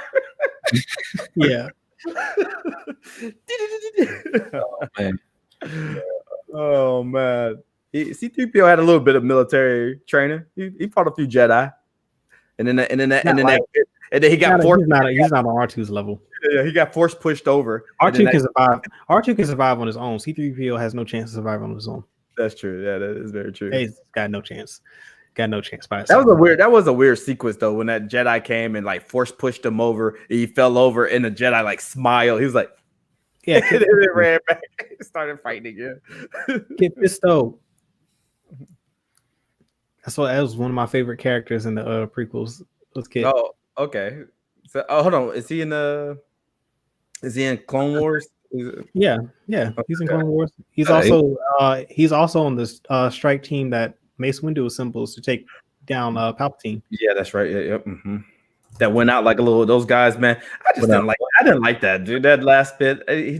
He survived though. He survived longer than the rest of them. Like he was the last one before Mace to get killed.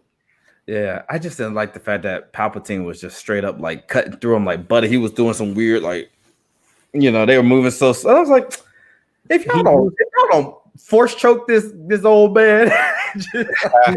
he used force screen, which is it's a Sith technique, and it stuns the opponent. That's why he got that one quick strike on them when he jumped across the because you hear that scream. Yeah, that's a force power. It's a stun. I didn't hear it.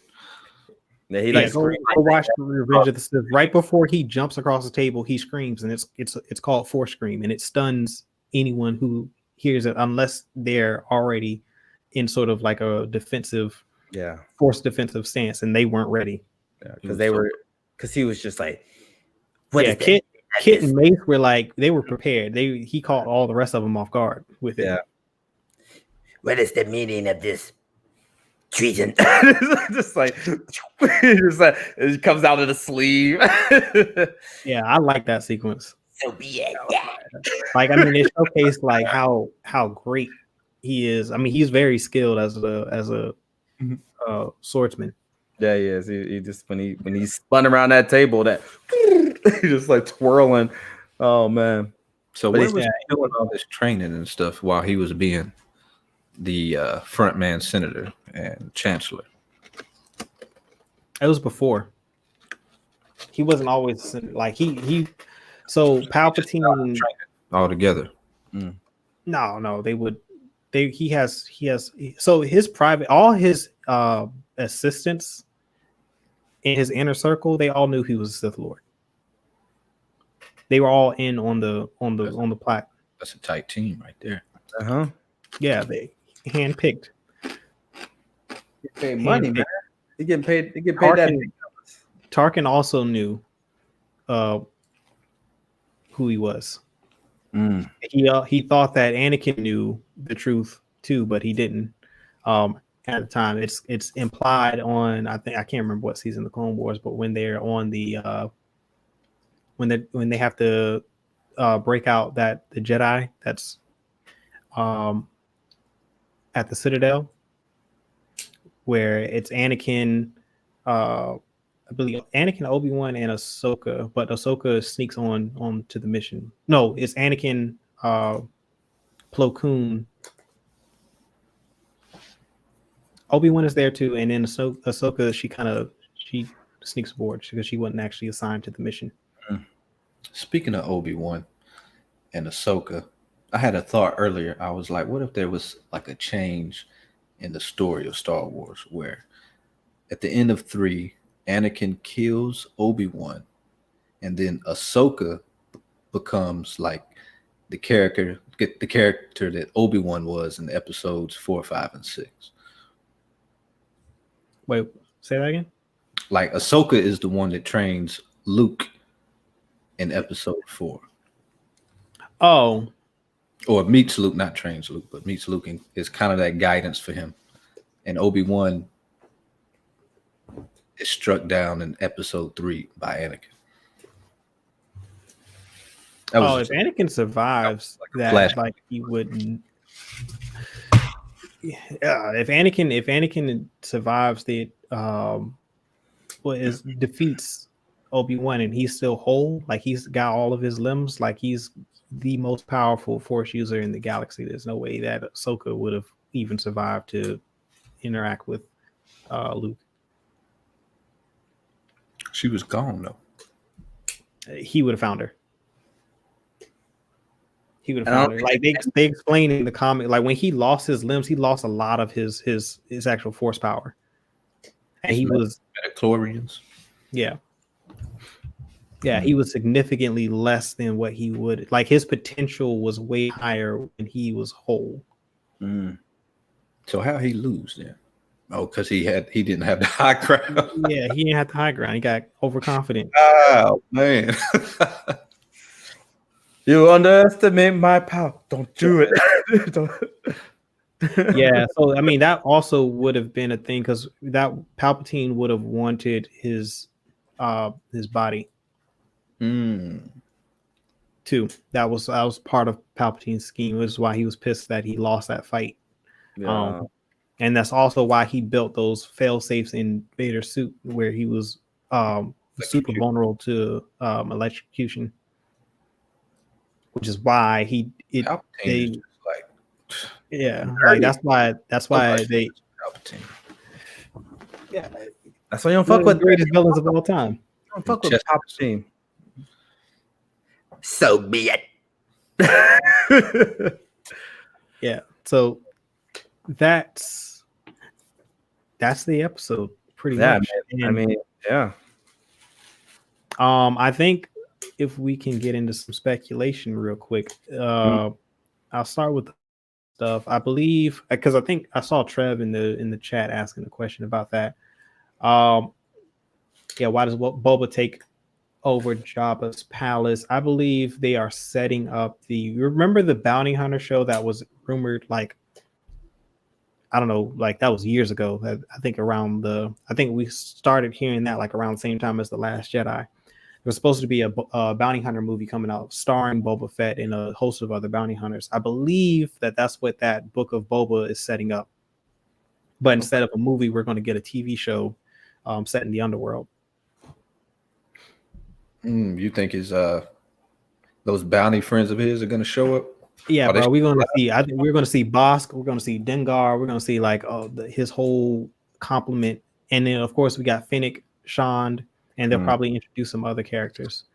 If Cad Bane is still alive, like he could show up. That's because that's a super popular character from the Clone Wars that fans love. Cad. Yeah, man. Him and his hat. The other bounty hunter though, who used the hat, he like used his hat for like a sled at one point. Yeah. I forget his name too, but he could show up too. Wolf, alien creature, canine animal. Yeah, I like him, bro. Like basically all those characters. IG-88 could show up too.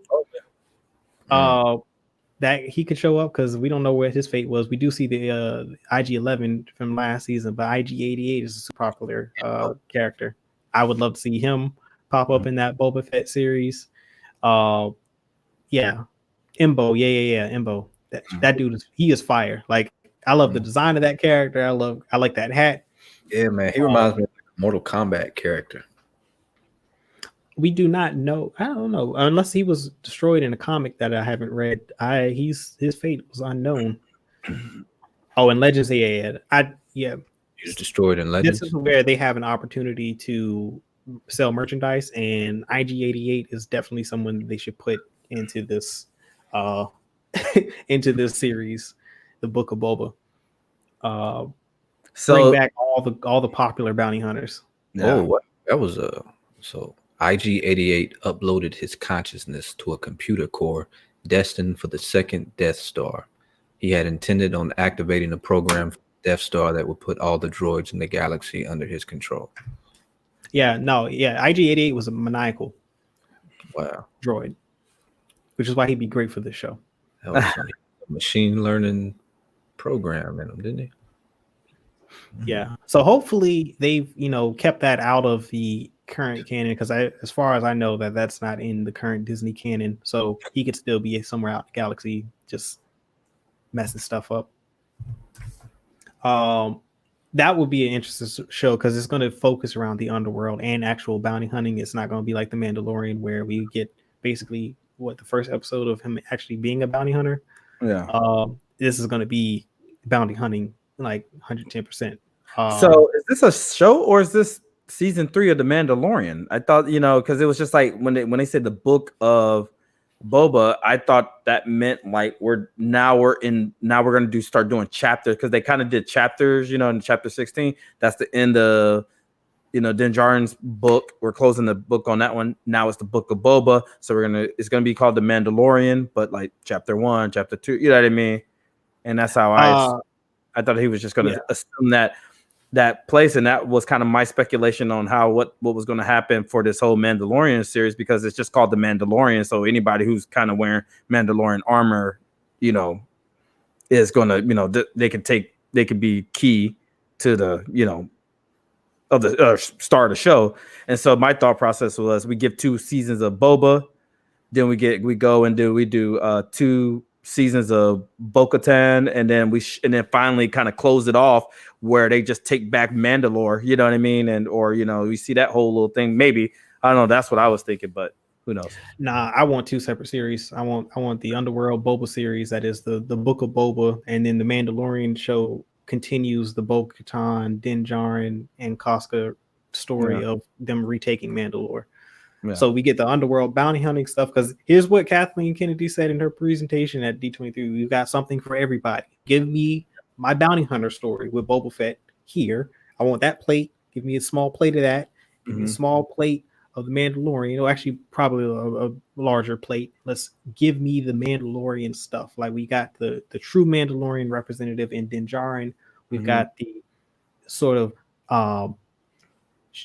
she's basically kind of like she's an ex-Death Watch version of the Mandalorians, not the extremists that the Children of the Watch are, but she's still it's Bo-Katan. Yeah. Like, give me the Mandalorian stuff. Like, let's see them rebuild Mandalore. Like, I just don't see Boba being involved. Like, he doesn't care about that stuff. Like, yeah. But I could see it can be a tie-in, because if you start controlling the underworld, you know what I mean? That's kind of like what then Maul, Maul, he was the same way, you know what I mean? So I don't know.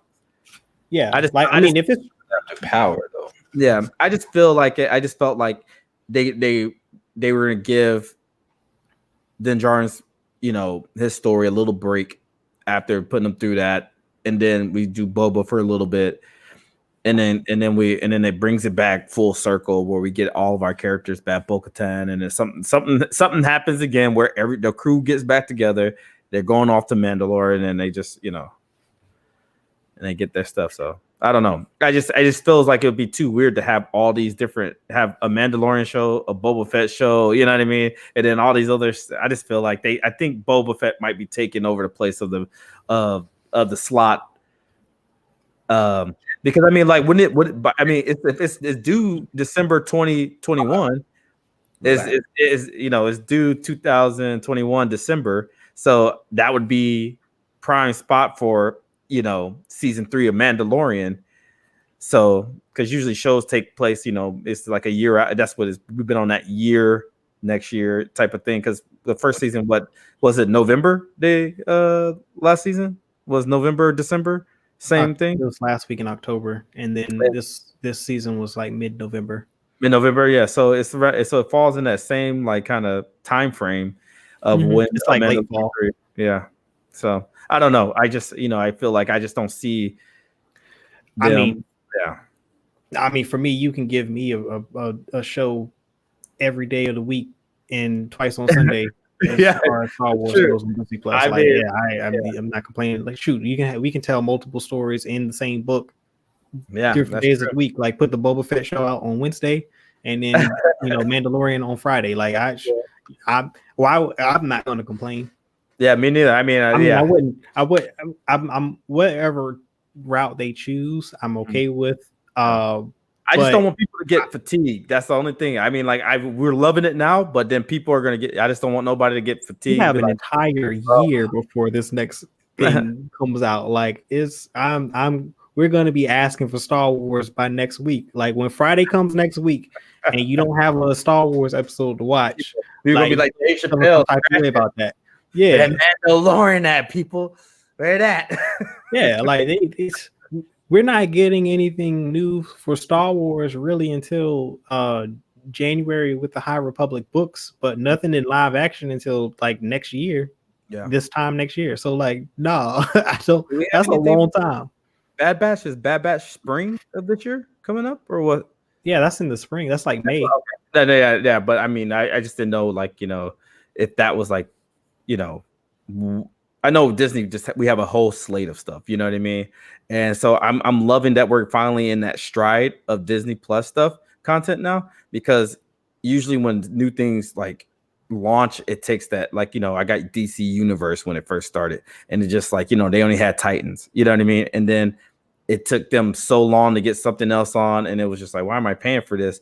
And then, like, same thing with Disney Plus. It was like, yeah, you have all that other content, but then it was just like, you had the Mandalorian, and that's what got me to sign up. But then once that was off, I was like, okay, what's keeping me buying this content? But and now I'm glad we're in that stride now where it's like, we got the Mandalorian.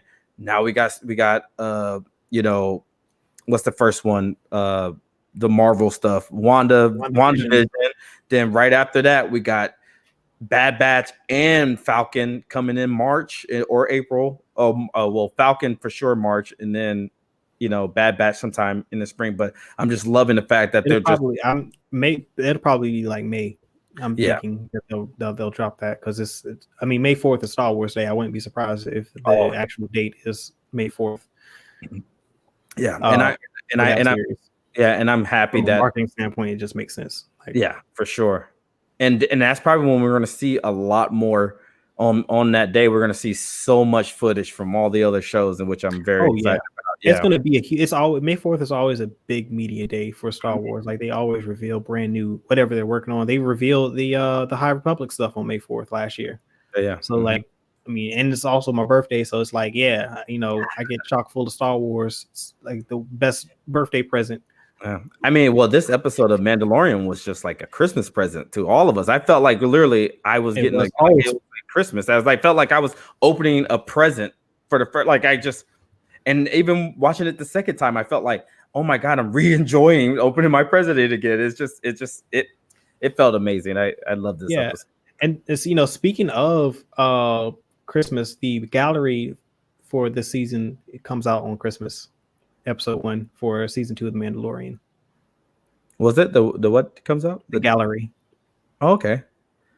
Yeah. So if you watch the gallery series for have you seen the gallery series for season 1? Yeah. So like the directors and everybody and they're talking. Yeah. So episode 1 premieres on Christmas Day for this season.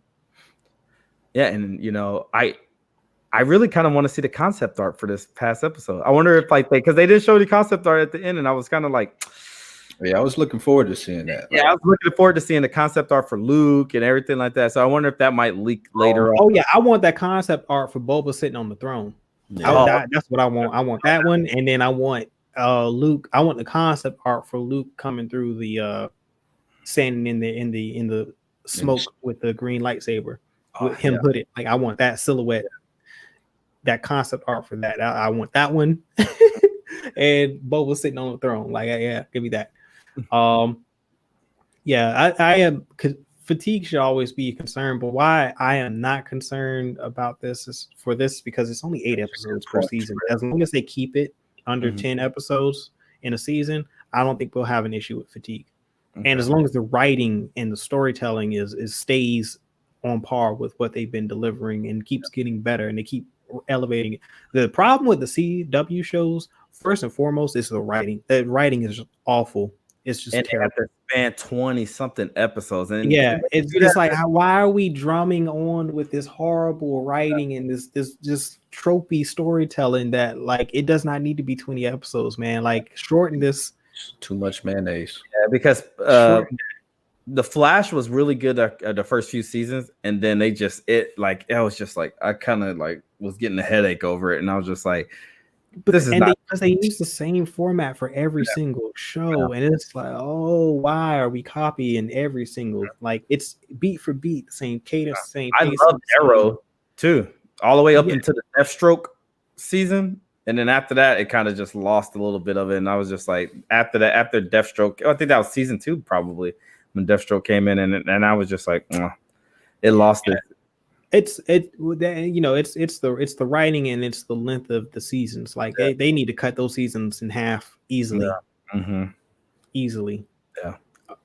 Especially with the amount of shows that they're putting out there. It's just, I don't know. Or actually, you know what? They should just cancel the CW stuff and put everything on HBO Max and let HBO handle the DC shows. Put it all under one umbrella, you know.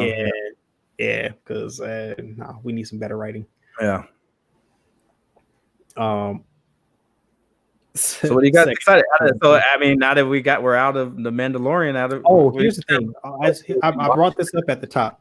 I teased this a little bit, but I think with the Grogu and Luke thing, keep in mind, people, we are 19, 20 years removed from Ben Solo attacking the Jedi Temple, Luke's Jedi Temple. So we still got a 20-year gap.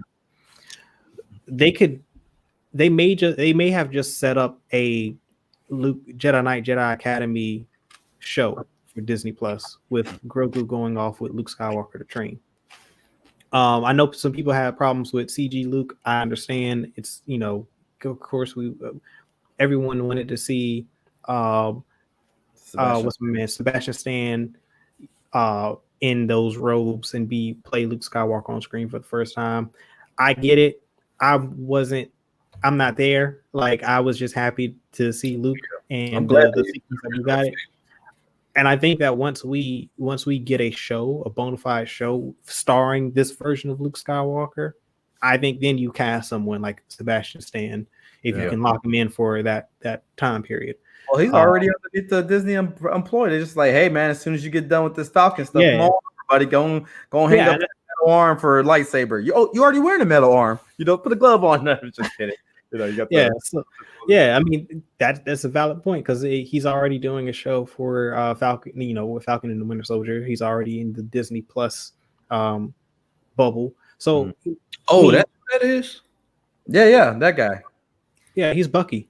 Wow, he looks completely different as Bucky from the stills that we saw on the Discord channel. Yeah. Oh yeah, I mean, because they basically just superimposed his face over Luke Skywalker's. Yeah. So like he would have to dye his hair and all that to get it to look like get the wig or whatever.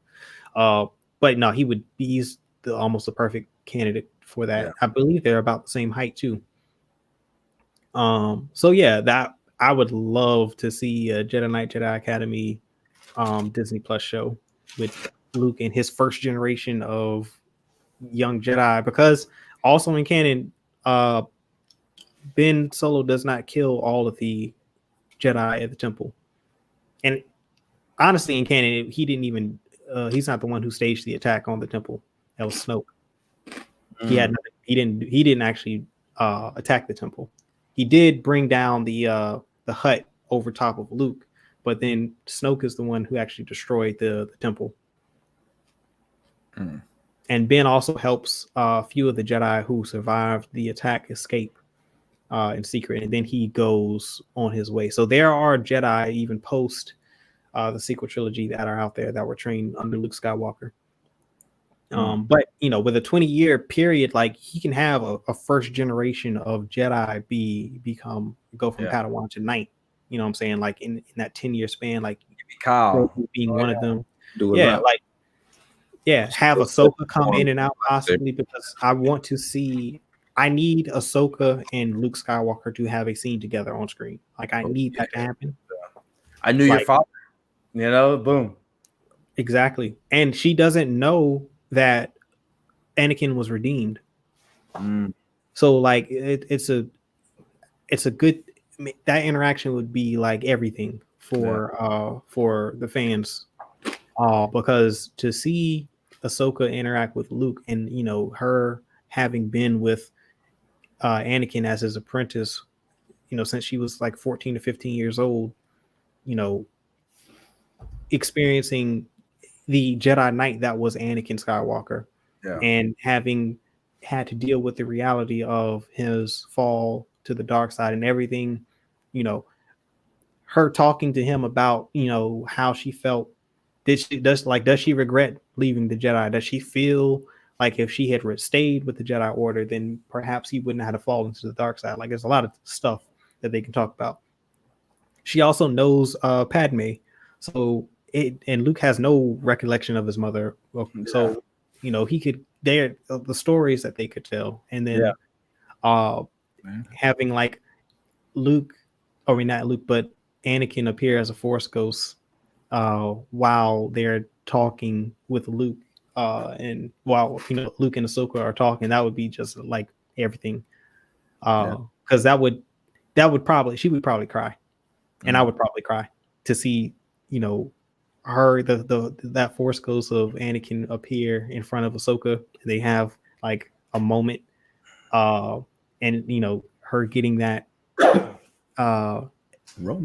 acknowledgement that he was redeemed in the end and returned back to the light.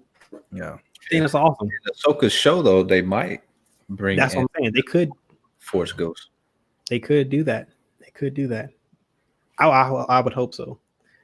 But I think, I mean, I wouldn't complain if they did that, but I'd like to have all three of them, you know, in that moment at the same time would be awesome. But that also means we've got, you know, Thrawn and Ezra Bridger that are going to appear in this Ahsoka show as well. Like there are a number of Jedi. They could also bring in a Quinlan Voss, could make an appearance. Older, Mace could also make an appearance in either of these shows. Like it's just need to see Mace. Cal Kestis could also appear. Like it's a bunch of people. I mean, there's a bunch of Jedi just roaming the galaxy at this point. They're all Ronin. Like I said, I still want Ahsoka to be that Ronin type of light side Force user. Because I think that would be a different type of thing. Like maybe her not really ever fully committing back to the Jedi Order, but her forging her own path would be interesting. And her being in another part of the galaxy during the sequel trilogy. That would be awesome. Yeah. But hold on, but we hear her talk to Rey, right? Isn't that one of the voices we hear? Yep, it is. But Dave Filoni kind of debunks the fact that she's dead. He doesn't confirm that he's dead. That she's dead. People kept asking why that happened, and they were tweeting at him constantly. And then he replied. Well, he didn't reply, but he posted on his Twitter an image of Ahsoka standing next to Gandalf the Grey, and Gandalf is saying to her, "They all thought I was dead too, but look what happened." Yeah. I'm like, so she's not dead. That's all. That's how I took that. Like she was probably on Tython on the Force Stone doing a little thing. Like kind of how Luke was doing. Like he projected himself across the galaxy. You know what I mean? But if the Force Stone or the Seeing Stone on Tython, right, is like basically Force Skype, then she was probably just sitting on the stone meditating during that moment, communicating with Rey. Yeah. Maybe she had all the other the other Jedi spirits on the tap too. Yeah. Hey, you never know. Or maybe they were just like, let's just get all these voices in here. That's exactly what happened. But how they're going to retcon it is where we're talking. Yeah, exactly. How they going to retcon it? The same way it happened. So in Clone Wars, the moment when Anakin prevented Mace Windu from killing Palpatine, her and Maul heard it through the Force, so she could technically like be anywhere and sense that moment and just like be there. I got you, Rey. You can do it. You just need two lightsabers. Yeah. Because that's how. Oh man, that's how you block a Force storm. Force storm, not one lightsaber. The power of two. Two. Yes. Oh man. Yeah.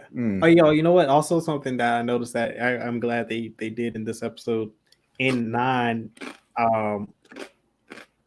in that final space battle, was it General Pride or whatever the general that they introduced for the Force for the final order, First Order. He orders the fleet to fire ion cannons at the Rebel fleet, and I'm like, that's the dumbest thing I ever heard in my life. Like they had no idea. They just gave him a line, and it's like you wouldn't use ion cannons in that situation. But neither here or there. But Boba used the ion cannons to disable the Lambda shuttle, which I thought I was glad that they did that because they're non-lethal. Like all they do is disengage the ship systems, but they also fire at a slower rate, so you have to be at a closer range, which of course he did. Continuity, you know what I'm saying? So it's continuity. But yeah, I got some. Go ahead. Hold on. Daniel gave Jedi Knight. Jedi Academy, first class. Yeah, I like that. So Luke Skywalker will be Professor X. Professor X. Yeah. Basically, and he changed this new generation of Jedi, and then they graduate and then they go off. Yeah. Yeah. Ahsoka's gonna be like Storm. Ahsoka's definitely gonna be Storm. Yeah. Ahsoka can't even be like. She's gotta be like Gandalf. Like Gandalf just kind of he appears when he wants to. What does he say? A wizard is never late nor early. He is there precisely when he means to. Like that's gotta be Ahsoka's whole temperament. Like whenever she shows up, it's because she meant to. You know what I'm saying? Yeah. Speculation. Ahsoka learning Anakin was redeemed in the end gave me some feels. Or speculating Ahsoka learned Anakin. Yeah, see, that's exactly why I want to see that. Like, because that's an important thing for her. Like, it was revealed in this season that she doesn't know the fate of Anakin Skywalker. Because when she makes reference to Din Djarin about how emotions can, she's seen firsthand how emotions can affect even the best of us. Like she's clearly referring to Anakin in that moment, and she's like hurt when she says it. Like there's an emotional undertone there that Rosario Dawson does so well in when she delivers that line. That just to me indicates that she has no idea that in the end Anakin was redeemed. So that would be a great moment. All right, well, we're at the 2-hour mark, guys. Anything else you want to add? I had a forward to that theory, Ahsoka show. Yeah, that I had a theory about the whole Snook thing, but I can say it for Sunday. Who's Snook? Yeah, Snooky from Jersey Shore. Snooky. That's who you're talking about. From Jersey Shore? Was it Snooky? Snooky? Snooky? Snooky. Oh, okay. All right. So you're not you when you're hungry. Snickers. Yeah, it was Snickers. Yeah, no, we got it. I think it's just late. We've all been. It's 11 o'clock, and we've all on the East Coast, and we've all been up too long, and the nostalgia. I have definitely been up too long. It's wearing off. But had me up at 3 a.m.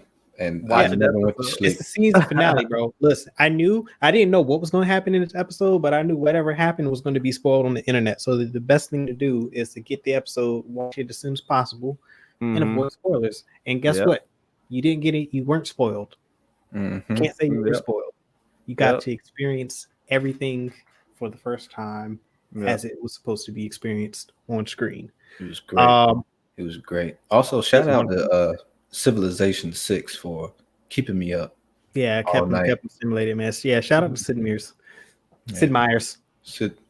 Also, shout out to Josh and the Den because and shout out to the Nerd Vengers. Yeah, man, y'all had a good watch party for that.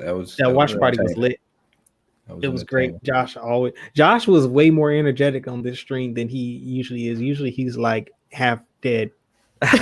So he was live, man. It was wild watching him. I had him in Theory up at the same time, and the juxtaposition of those two of their reactions to this episode was like it was amazing. It was amazing. Like Josh was bouncing off the walls. Yeah.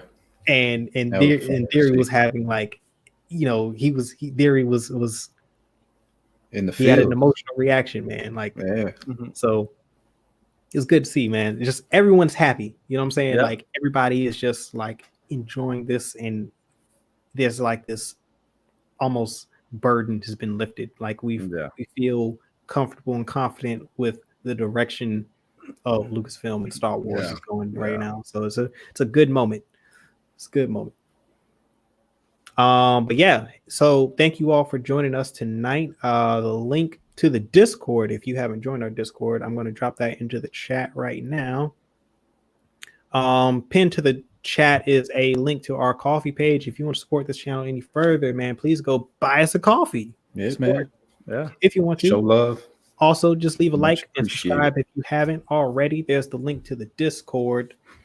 Thank you for joining us tonight.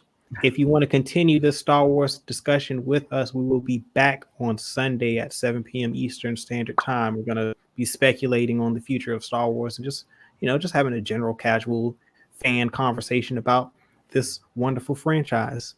Looking forward to you all joining us for that on Sunday. And tomorrow night at 8 p.m. Eastern Standard Time, we have the cookout, as we always do.